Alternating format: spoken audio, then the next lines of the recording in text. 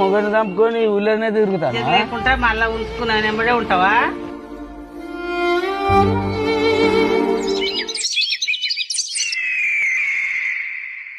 సరేనే వేస్తా.